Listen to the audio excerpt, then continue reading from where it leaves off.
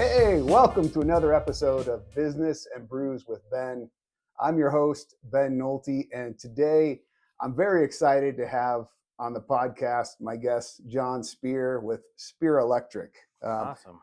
Hey, thanks for coming on, man. I really appreciate it. Hey, it's mutual. I appreciate it as well. It's, I'm looking forward to this, and I love the sign, man. The sign's great.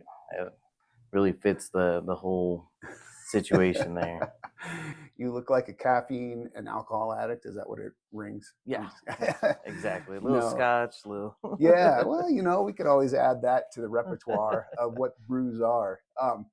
Hey, before we get started today, I do want to recognize one of our sponsors, Steel Bender Skull Bucket IPA, my favorite IPA on the planet. Why am I not drinking one? Well, it's 8:30 in the morning. We're recording this, and I've got work to do after the podcast. So we'll get on that. Just real quickly, short introduction to John, and he's going to be much more than this. You were selected Albuquerque Business First 40 under 40 in 2025. That is true. That is awesome.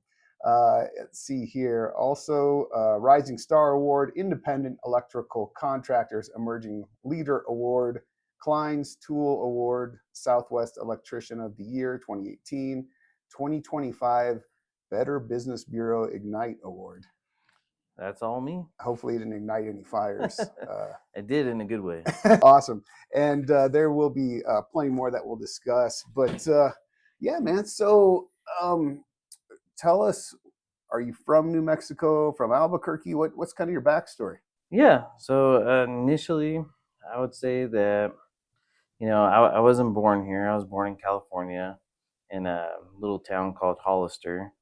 But I've spent a large majority of my life here. My dad works at Intel, so we bounced around, went to Arizona and Oregon and California. But most of my life has been spent here. And that's kind of, this is the place I call home. Sure. Overall. I think like myself, I still call Iowa home, but I've lived here longer than I've lived anywhere else in the world. Yeah. So Hollister, did you guys start the clothing line? Is that? Yeah, I wish, to be part of that little group, but no, it's just a, to be honest, it's just a cute little beach town in California next to San Jose, and California once was like a very beautiful place, and I think the politics got the better of that place, in my personal opinion. Well, you could always run for a political seat, right? In New Mexico, I suppose. Yeah. So Spier Electric, like, how did we get here today? When you're back in Hollister, did you have dreams of one day becoming an electrician, or do you want to be a doctor, a lawyer, a cowboy? How did that all transpire? I would say, to be honest, I did not have a desire to be a electrician initially. It wasn't like on my bingo card or anything like that. Bucket list. It was on the bucket list. Going to school in Rio Rancho, I went to Rio Rancho High, and I had a really amazing teacher, Dr. Berkey. He was an architect teacher, and I actually really fell in love with that. Wanted to go to school for that. Did go to school for that. Went to UNM, CNM, to start working on CAD design and stuff like that. And then I did a little internship at one of the local architects here. And the guy I was set up with, genuinely just hated his life and told me what a mistake I'm making, and really like crushed my dreams a little bit.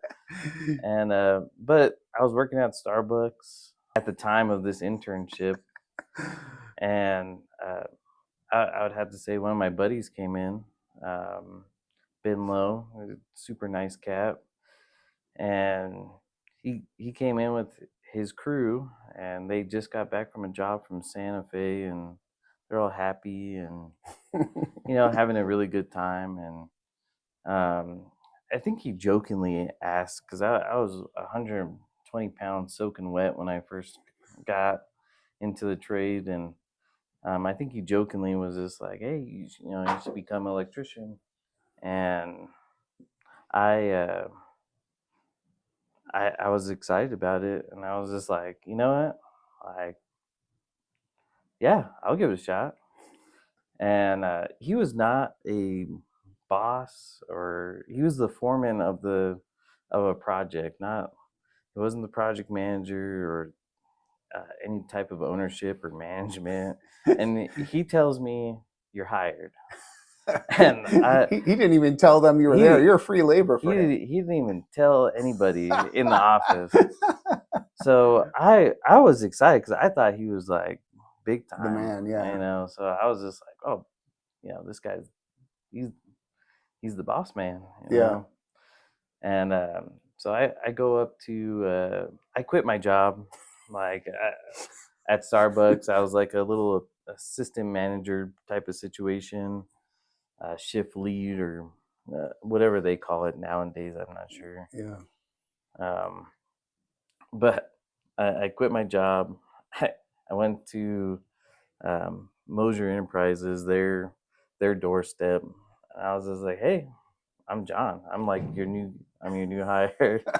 Like, I'm gonna, supposedly I'm supposed to be filling out some paperwork." And they're like, "Who are you? Like, what are you talking about? I've never heard of you." And I was like, uh-oh. So I'm doing this interview, and one of the funniest interviews I've ever been a part of.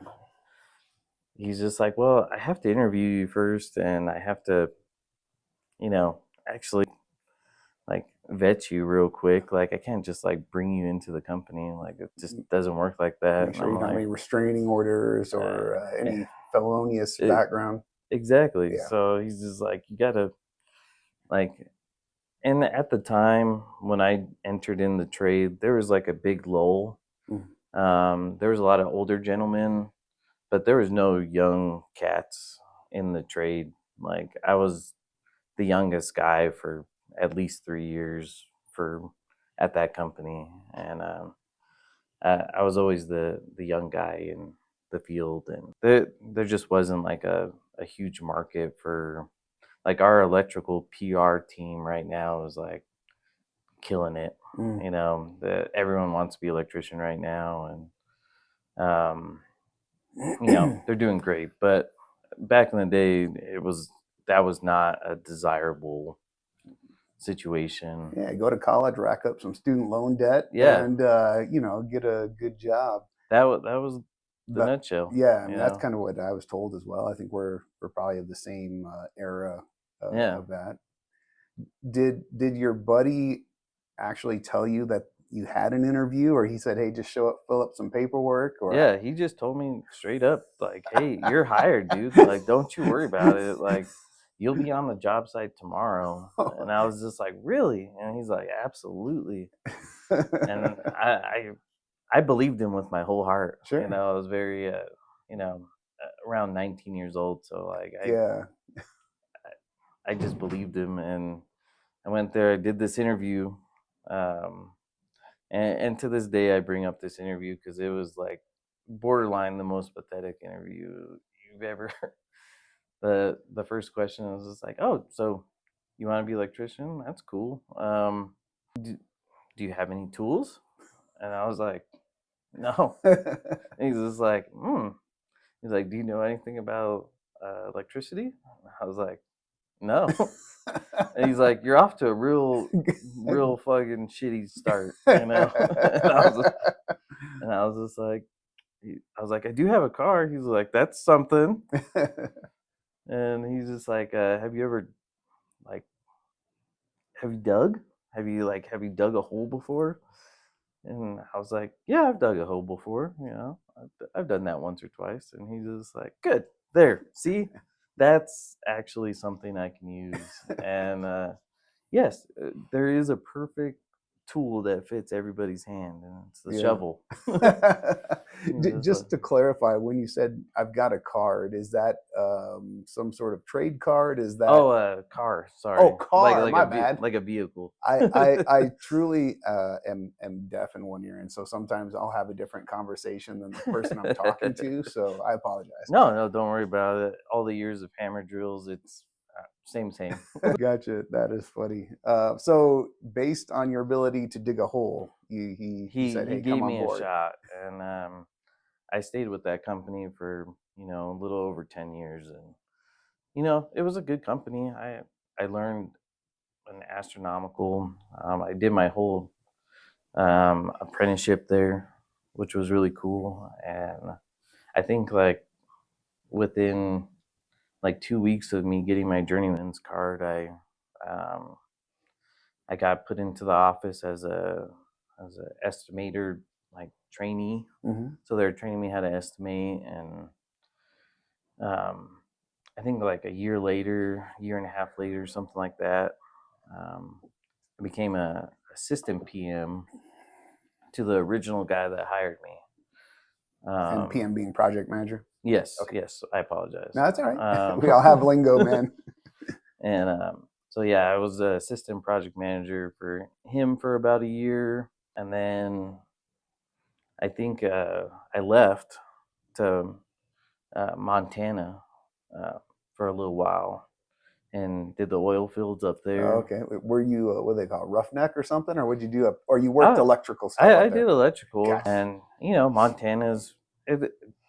To be honest, it's very similar to New Mexico in the sense of like community and stuff like that. There's a lot less people, Mm-hmm.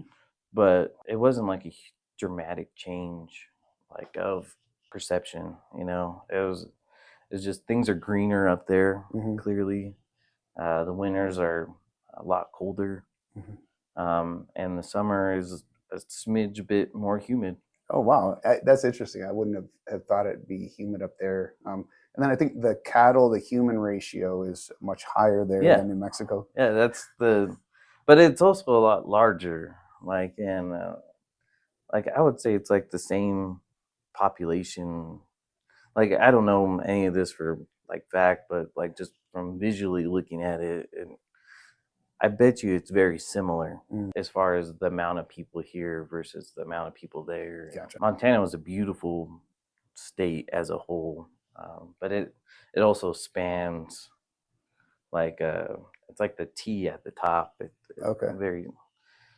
spans a large amount of land, and so you can explore that place for weeks and not see everything. I think a lot of people go fishing up there too. They go fly fishing and do some other things up there. It's about the only thing you can do is to get really familiar with the nature. Okay. There's a place up on the west side of Montana it's absolutely gorgeous. I almost threw my keys out the window and just said, "This is where I live now." A place called Whitefish. And, okay. They introduced me into this beautiful God's creation of the huckleberry. I had no idea how delicious a little fruit could be until I had one of those things, and they just grow like in the woods, and they just grow naturally out there. It's one of the most delicious things. My wife gets it for me every year for my birthday. Oh wow! Is a huckleberry pie. I don't think I've ever had a huckleberry that I can remember knowingly. I may have had it like as an additive, like a jam or something, but that's interesting. I will have to try the huckleberry thing. Yeah, they have like a little place that you could, I think it's actually called huckleberrypies.com or something, something like that. But it's, they'll ship you an entire pie to your house, and it's, they're all from Montana. It's, borderline one of the most delicious things I've ever had in my entire life. I will try that. So you were there for a year. You ended up coming back to New Mexico. Did the job end, or how'd you end up coming back then? Oil fields very, chaotic, cyclical kind of. If you see gas prices down here at like $2 a gallon, work has stopped up there. Gotcha. That's kind of how that works. And if it's high, that means the work's going. Mhm. People are moving and shaking and doing all kinds of stuff to try to, because the oil field's like a business as well, right? Like these people are pumping the oil out, but they're just very similar to the stock market. They're selling when it's high, They've got to produce and and then when it's low, everyone holds Gotcha. tight. So it's very that type of market. So there's no consistency in a livelihood. You're either working 60 hours and running and gunning, or you're sitting on the couch or fly fishing. Yeah, it's very, you have no idea what's going on. Yeah. You hope that it stays longer than it ever does. So they're probably rooting for the Iran war, so that way oil gets. It's a weird position because the reason why gas prices are high is because of certain things that are going on outside the country, but geopolitical, yeah. But it's your livelihood too. So it's if you're an electrician, you're always chasing that, like where everything's at, and it kind of forces you to be at least a little bit savvy about what's going on, to at least kind of predict how bad things are going to get and where money is going to be placed at. It's a little bit more strategic than anything. Yeah. So you got back to New Mexico after that. What transpired then, or did you go start your own company? Did you go back to Mosher? Did you find a different company to work for? Or? I actually stayed with the same company, with Mosher. Like I said, I had a good time there and just continued the process. I became a PM when I got back, and I enjoyed that. We started the Flix. Flix Brewhouse? The Flix Brewhouse. Oh, cool. Yeah. And I love that project. That project was, it's where I, met a lot of my current friends, to be honest. But it was honestly one of the hardest jobs I've ever done, because it has a brewery, which in my world means there's a different code classification for it. There's a kitchen, which is a different classification. Movie theater, different classification. So there was probably, and a bar, right? So it's like 3 jobs in one, but distinct things that each one needed. Exactly, but they all have to flow with each other, and so it was a really complex project. And my son was being born at the exact same time, so in the middle of it. So I was the project manager, and having being a dad to my second son, and it was borderline the most chaotic time of my life. But I did learn a large amount about the construction industry right then and there. I had never been challenged like that before. So everything after the Flix Brewhouse became a little bit of an easier task, because I'd been through the ringer for I think a solid year. Oh wow! Of that, during that construction, it was rough. You walked through the fire. Everything else was just cake. Huh? Absolutely. That's kind of how that one came down. So Flix Brewhouse is cool. I know that you'd worked on Isotopes Park. What are some of the, well, and I guess just chronologically, we can kind of keep sticking with your timeline. So you did that. You're working with Mosher. Was it 2023 you ended up going on your own, or am I getting that? No, you got that nailed down perfectly.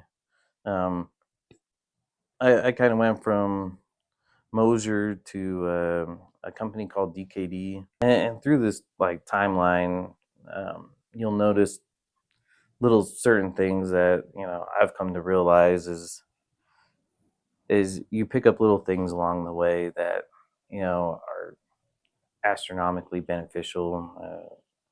at least in this very specific timeline for me. Yeah. So I did learn the love of the game from Mosier, and then when I went to DKD, great group of guys out there, and they taught me the business side of things, and actually how to be like a functioning business. So they had a lot of rules in place. It was a little bit more corporate, but it was also one of those learning experiences that, like, I still use a lot of what they taught me to this day, just because it's such a successful model what they created out there. And I think a couple of the owners from that started their own business, and I think everybody from that little group kind of did their own thing, and now is running their own stuff. So, I had this conversation with my wife. This is a little bit different direction, and we'll probably touch on it later. My son and I, I thank you. You were gracious enough to have a conversation with him on the phone. I was happy to. My wife is very much of the mindset: you're going to go to college. Your college is paid for. You might as well do it. And I think at the end of the day, I think he's going to end up doing mechanical engineering. I think is where I think he's going to end up. But you had talked to him about, hey, going into the trades, having a career, and that sort of thing. And so I will always appreciate that. But things you picked up along the way, were they like kind of standard operating procedures? Were they different things you do or don't do? How you relate to client? How you look at a project? What are some of the things you kind of picked up or learned there that maybe somebody else could learn from as well? Yeah, absolutely. So I think like realizing like that, I would say realizing like where you're at in the world, right? I think Albuquerque is one of the biggest small towns that you'll ever go to. Yeah. But everybody knows everybody, and like your reputation kind of is an example of who you are as a person. Um, so just knowing that simple fact of, if you do a good job here, you know, it will be talked about, and it will be transpired into like another project or another client or whatever, because that person will talk either really good or really bad about you, and there's really no in between. Yeah. No one wants to have an electrician that they feel like they got scammed from. Sure. So relationships are astronomically important, but you're also running a business as well, so it's very, there's this ebb and flow of how you run a company successfully, and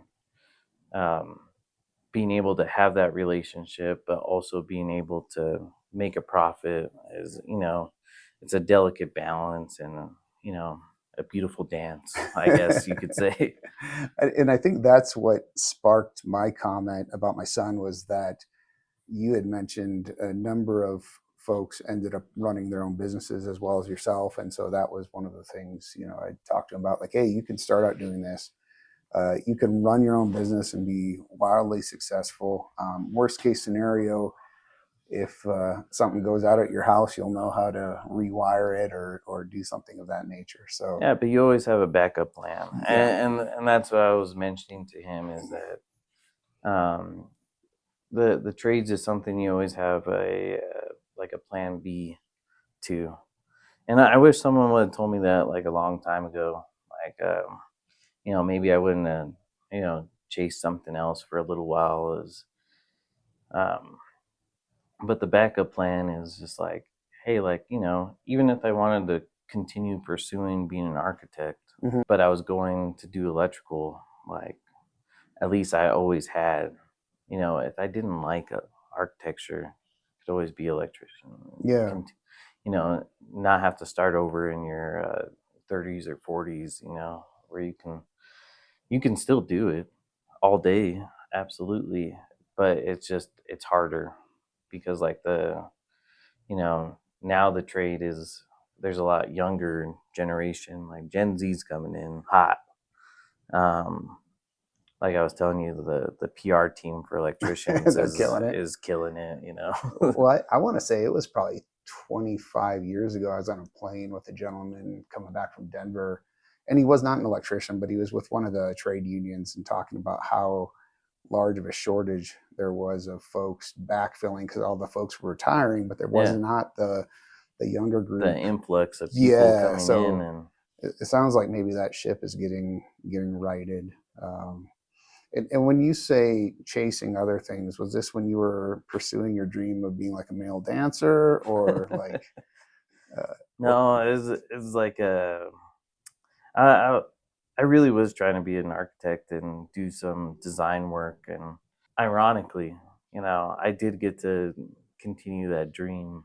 At Spier Electric, we do a lot of design build stuff, so I do get to actually do what I always wanted to do. And ironically, it is my favorite part of the job is to do the design build and create something like very like unique and something that you don't see every day, because like there's always places you're going to go to that are very cookie cutter. Yeah. There it's a box with lights, and it's very simple, very white walls, very neutral colors, very Santa Fe. But if you go to like one of my design build projects, it's completely different from everything else that you've seen. Like one of my more recent ones is the Piñon Coffee off of Wyoming. It completely unique, black walls. Like we even like picked out the direction of the back tile. Oh wow. Instead of going sideways, we're going up and down, so it kind of lengthens how it less looks. fat if I were that wall, because they say if you go sideways, you tend to look wider. Widened out, yeah. And so it definitely brings it like a little taller aspect of it, but there's more like it's industrial but like futuristic. So cool. It's a very unique piece that we were able to do there. And they're open now? They're open now, yeah. So go get yourself some Piñon Coffee. I'm going to go hit some up after we're done with this podcast. So go check it out. Yeah, slick little mug, from them. That is phenomenal. I like that mug a lot. And that's a Piñon Coffee mug. You said it was custom. Yeah. Is that what you're telling me? Or handmade? Handmade, So like the owner, Matt, he's one of the nicest guys. He actually gave me my shot for Spier Electric. Wow. So he gave me my first big project, and I'll be eternally grateful to that guy forever. But yeah, he's very artsy like me. Yeah. And so like he likes all this really cool, fancy, like handmade stuff, and so do I, right? Like it's part of that aspect of me. Is I'm very huge on how things look and aesthetics and layout. Yes, layout, and just like completely different, eye-catching type of situation. You were showing me before we got started here the train setup. Is that something you can talk about? Or yeah, absolutely. So we did that really cool project. It's called the train station. Beautiful project. We've been talking about it for years. It came from this idea of the client I was working with. He has a decanter from like the 1940s, and it's in the shape of a train, mm-hmm. and it's like a caboose of a train, and we wanted to make this like a really just unique art piece. And so he did a lot of the woodwork and everything himself, and we kind of came in there and did the lighting design, and we want to do everything exposed pipe. And he turned it into like a mother-in-law's quarter for his mom. And oh wow. It was one of the coolest little artsy projects that I got to do. And once again, one of those design build projects that, I hope it lasts for a long time, right? Because they're so unique and completely different from everything else that you see. Yeah, So. I have noticed, and since we've gotten to know each other a little bit, you do a lot of things with social media, with video, things like that. Have you done any walkthroughs of this train station? Or Yeah, absolutely. nice. So we did like a little kind of like a realtor setup where we walked around the house and kind of Yeah. took a peek at it from the outside coming in.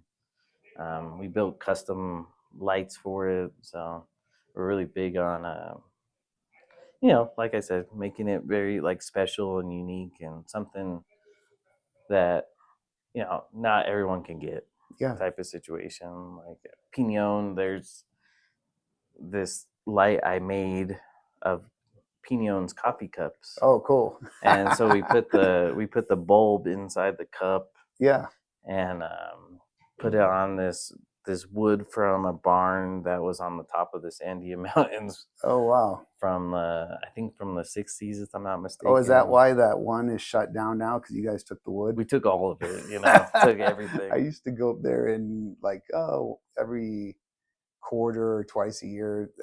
It's the one where you could drive up the back and they Oh had a yeah, restaurant. yeah, I'd go up there and like just do some business planning, get a yeah. perspective of stuff. And now it's closed, so you could have this light. No, sorry, I cut you off, man. But yeah, No, that no, sounds cool. The custom light and continue on. I'm sorry. no. You're absolutely fine, and no, it's yeah, we do a lot of random custom stuff, and I kind of have like a little wood shop in the back, and I like to mess around with a series of different mediums. The Mm-hmm. kind of we have a bunch of liquor bottles that we try to make custom lights out of, and just to give it that extra touch, the little special, like, hey, this is from us type of situation. Yeah. Do you sign each bottle or light that you make? Or? Yeah, they actually have like this little stamp that like goes on the back of them, and That's cool. it has the date on it, and no one will ever know what that stamp means other than The like people me, involved. and but like it's a picture of an elk, and it's like I call it the Elk Horn Wood Shop That or is whatever. cool. So it's just kind of if you have one of those, it's a one of one. That is phenomenal. So next time you call and say, "Hey, we're having a party and we're going to go through a bunch of bottles of liquor," it's only because you have a project upcoming. Exactly. Gotcha. No, that's cool. I did not know you did woodwork, and the elk horn emblem is awesome. That's Yeah, awesome. and it's a neat little just little caveat piece to it. Yeah. We got our little stamps, and yeah, it's a fun little side project type of situation. Gotcha. Kind of feeds the artsy need. So whoever you were that hated your life, that was an architect, you could not ruin John's spirit. So just so you know, hopefully you're retired doing something that you're happy about. More than likely not. To be honest, he's probably still there, just hating his life, fucking hating his shit. Oh man, that is funny. We've talked about some of the projects. We've talked about some of the things you wish you had known coming through. Talking about project management and overseeing things. What we all have stumbling blocks or mistakes. Is there a challenge or a mistake that you made at some point in your career that you can think of that was maybe one of the best learning lessons that you've had? Oh, I mean, they're endless. To be completely honest with you, I'm definitely not perfect in any stretch of the imagination, and it it everything you can do is like a learning experience, good or bad. Um, and that's kind of like my my saying is that I'm dedicated to the trade, right? Mhm. Like that is our slogan for Spier Electric, and to me that means like you're committed to the craft, Mhm. and being committed, you're always learning. You're always changing things. It's not a static situation. It's very flowy, and um, so I would say I've made countless mistakes, but I've learned from every single one of them, how to be better and how to how to adjust to certain situations, like the Flix Brewhouse, for instance. That was a project that really, it spun my wheels. Like I was put into a lot of situations on that project that really, you know, like messed me up, and I had to recover from that, and try to like save the project or make money in certain other areas. You have to like adjust very quickly in the construction, because there's a saying I have, or at least I tell the guys, that I was like, you can fix your problem with a pencil or a jackhammer. There's no in between. Yeah. And so I like today, for instance, um, I try to solve the problem before it even happens, and if you see something on the plans that's you already know is going to be an issue, whatever that is, right? Like whether you're coring a hole or something like that, and it's in your scope, be like, hey, I'm excluding this out of my scope just so you guys know. You guys should do it, but you should X-ray it because you're on the 4th floor. There's nothing that says X-ray this thing, because there might be pipes, or you might be in the CEO's office and the floor below you. You have, you might make a mess. Might be a water line. You have no idea. Especially with a lot of the older buildings. So I'm very precautious on how I bid stuff now. Where to back in the day, I maybe was a little bit more loose with it. Didn't understand the minute aspects of it, but you learn that from the previous job. You never, you're always going to make one mistake, and whatever that is, like, I better remember that for next time. And eventually your list just, experience. I try and do the same thing myself. If there's something that happens in a transaction, a mistake I made, I literally note it down and say, make sure this never happens again. Or this, and so then it just gets easier. And if you have all of that experience and you have kind of those standard operating procedures, if A happens, then do B or do C. You don't have to think about it. It just takes a lot less brain power. Exactly. That's how I feel too. I need to conserve all the brain power I can, man. One of the things we kind of both have had an interest in is AI and some of the platforms they have. How, if you are open to sharing, how has AI transformed and or impacted your business, whether it's from marketing, whether it's from operations and procedures? How have you found it beneficial in your business? I personally utilize it all the time. I particularly enjoy this platform called Claude. It's an Anthropic brand of it, but we utilize it every day, whether it's going to be like helping us clean up our proposals, or reading a contract real quickly, reading RFIs and kind of summarizing them. Specific RFI, request for information, or yes, okay. Yes. Sorry, I'm like GFI outlet, RFI, PM. A lot of acronyms in our world, Sure. But you can have it summarize everything for you. So instead of me going through it and spending hours reading a spec sheet, which is kind of like every project has a spec, and you have to read through the whole thing to kind of see the pitfalls and the things that are expected of you in certain aspects. Like, it's not just like, hey, I'm going to put this pipe in with whatever connector and anything, because there's 30 different ways you can put a pipe in the wall. You can use MC, you can use Romex, you can use EMT, rigid, PVC. There's a million different things you could do. So what the specs do is they elaborate on that, saying you're only going to use EMT, you're only going to use 3/4 EMT, you're only going to use 3/4 EMT with a compression fitting, and so it's very specific. Are those based on code, cost, both, neither? What kind of dictates it? Yeah.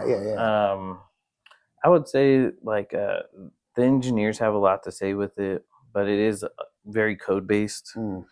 But you'll run into like UNM, for instance. They're very specific on having like a minimum, right? Like their personal preference is to have the code, but also like their version of the code, which is above and beyond the expectations of the minimum, the bare minimum. So like the bare minimum is we run 1/2 inch.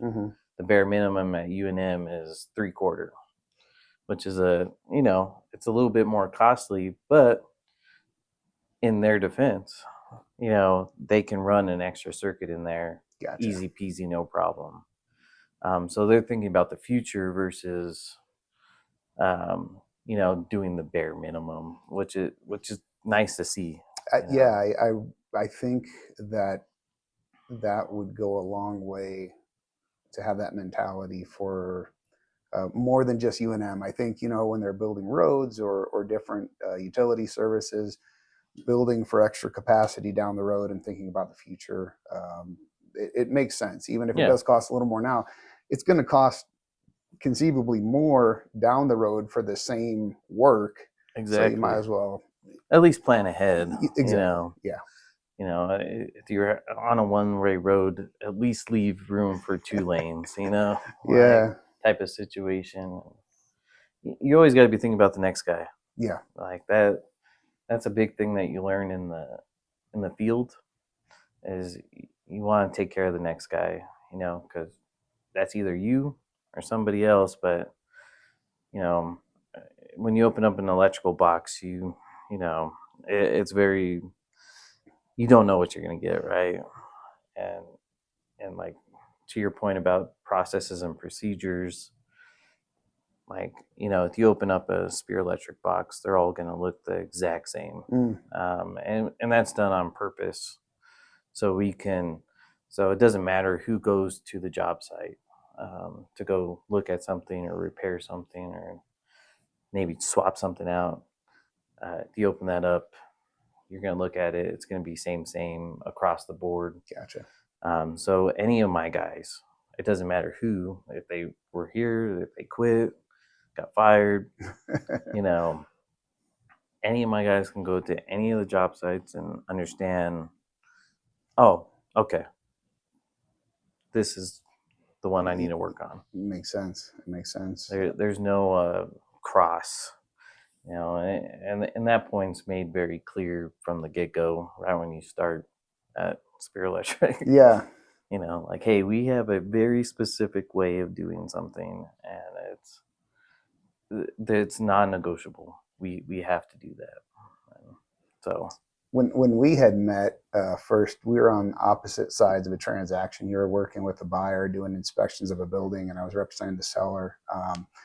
And you went through. I appreciate like how thorough you were, and you were able to explain what the heck a crazy leg was, because I'd never heard. I don't know, was that like a limp leg you drag around? Like, but I appreciated that, and then as I'd mentioned before, we kind of continued to get to know each other a little bit.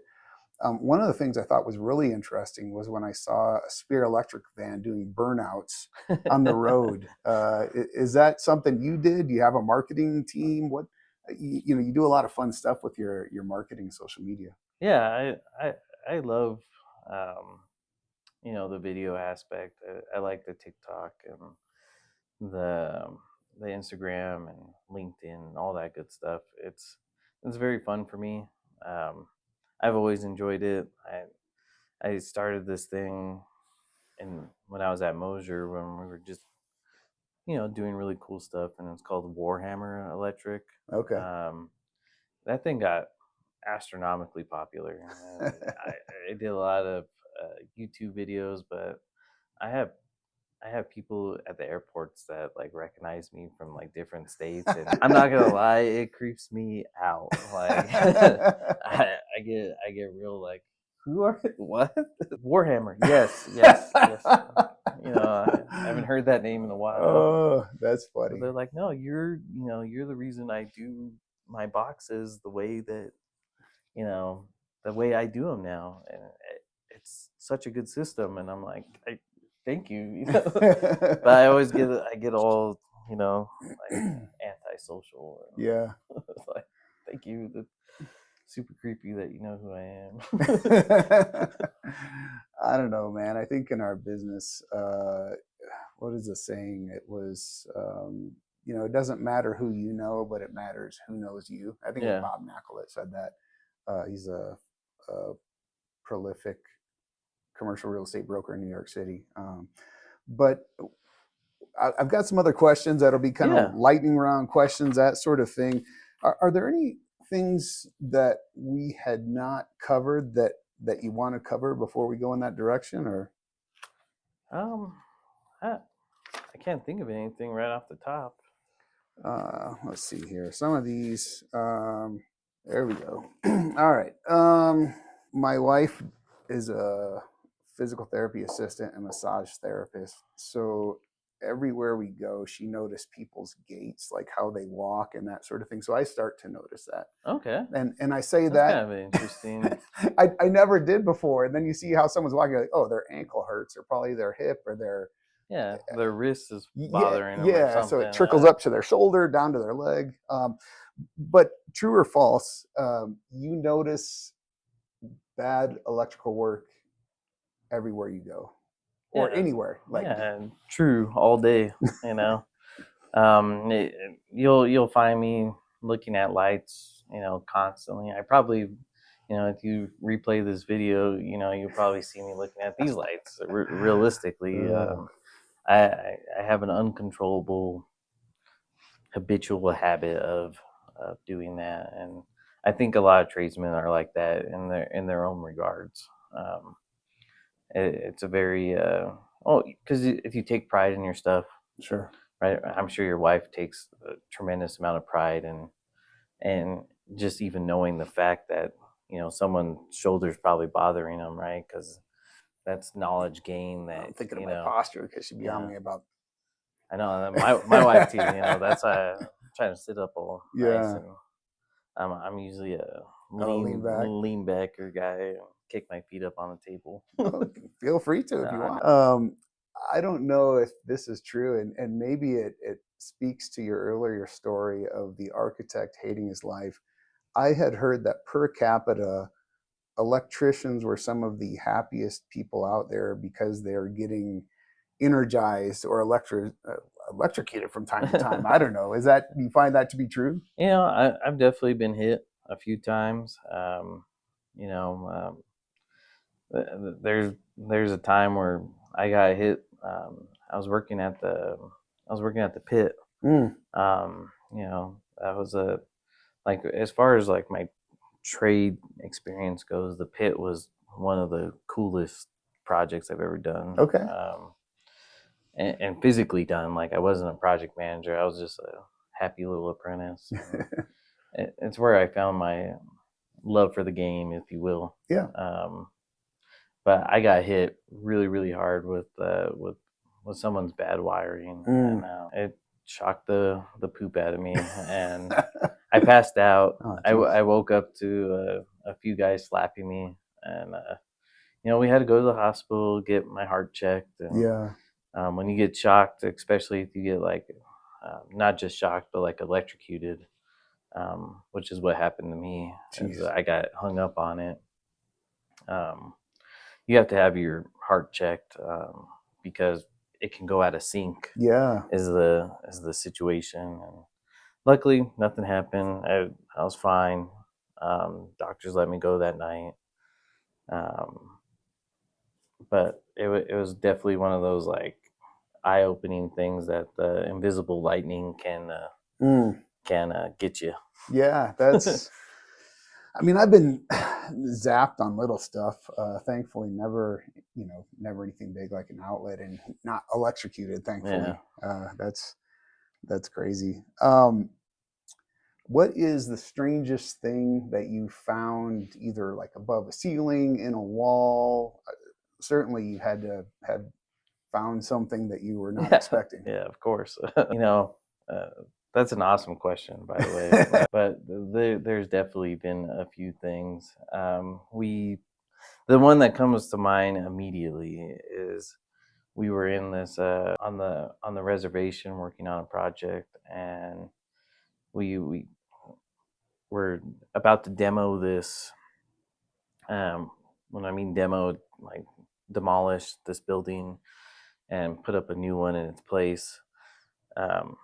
We had walked into a room that had like a weird door, and we're like, "Oh, hey, we need to get into the weird door thing," because we couldn't find the electrical panel. It was like one of those like hidden mystery things where we're like, I don't know where it's not on the outside. It's got to be in there, So then we walk into the room, and like all of us, like GC, which is general contractor, me, the plumber, everyone was just like, I think it's time to go.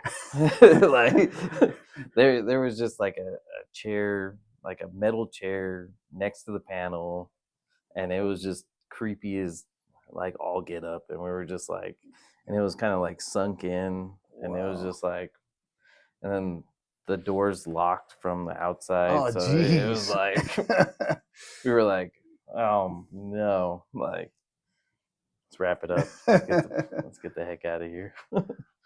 Did you guys go on to demo that, or did someone else do it, or did you just? I did not touch that building. I get like, there's certain projects where you go and look at it and you're like, I don't want nothing to do with that situation. Like, I'm out. I think, and that's a good place to be at in business, as you get to a point ideally where you work with the people that you enjoy working with by and large. And absolutely, in the beginning, you kind of have to suck it up sometimes and work on some jobs or with some folks that are less than desirable, and that could be for them as well as for you. Personality thing most of the time. Yeah. But at least you didn't have to like go and get like holy water or like exorcism or something after that. But yeah, certainly there's some place to have vibes. You're just like, oh, okay, this isn't like I don't dig this at all. Let's see here.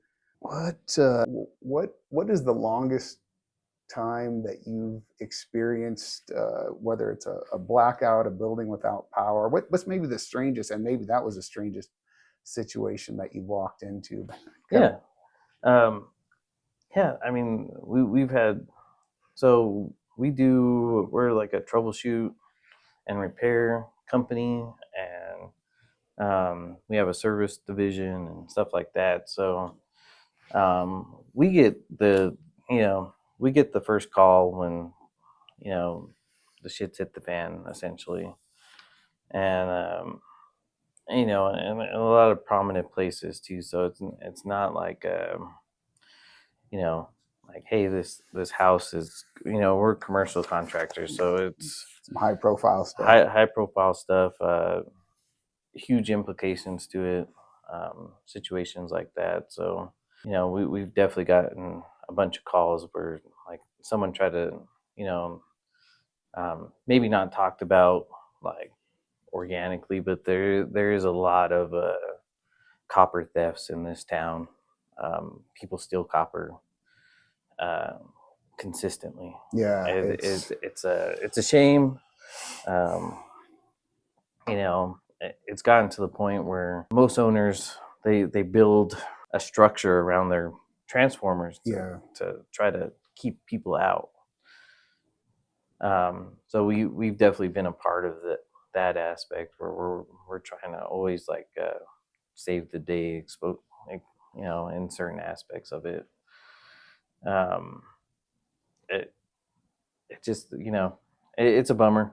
But like a lot of the places we work with have like medical equipment, and so it can't be down for a big period of time. Yeah. But to like P&M's credit, and and to our credit, we've developed quite a partnership with like P&M and our client, and so we're able to facilitate those emergency issues and get a solution really quickly. And to our partners at Rexel, we're all on the same page. We know it exists. We know it's a problem. We do have solutions around it.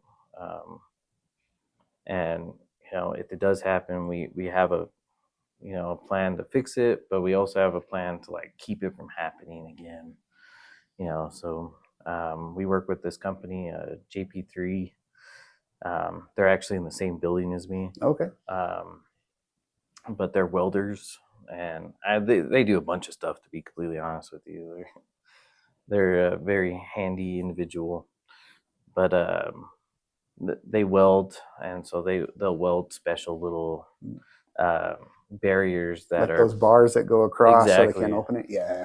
Because I mean, you wouldn't think about it initially, like just think, oh, I'm just gonna put a bar in front of it, but like there's a little bit more that goes on behind the scenes.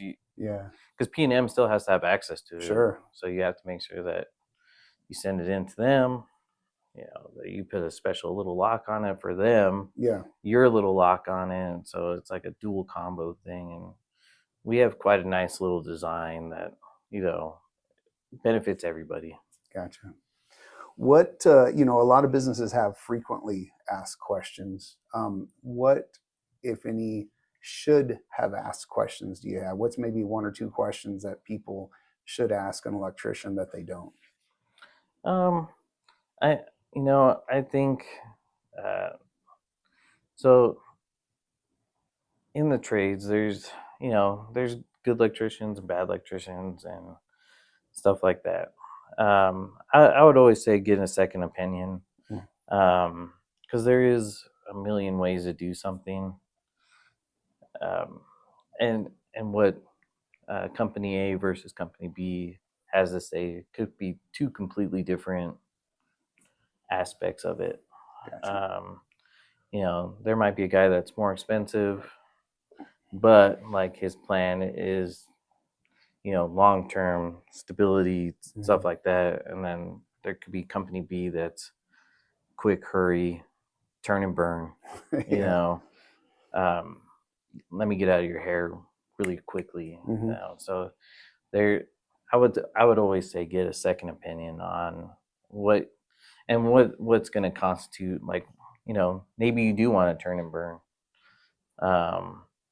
quick little fix just to get it working out of your hair, but most of the time you kind of want someone that's like a little bit more thorough. Sure. Like, hey, like, we don't have to update your panel necessarily. There's other ways to go about it. But we have to do these other 6 things to make sure it's sustainable for you and that you don't have any issues down the road. So there's that. I would say,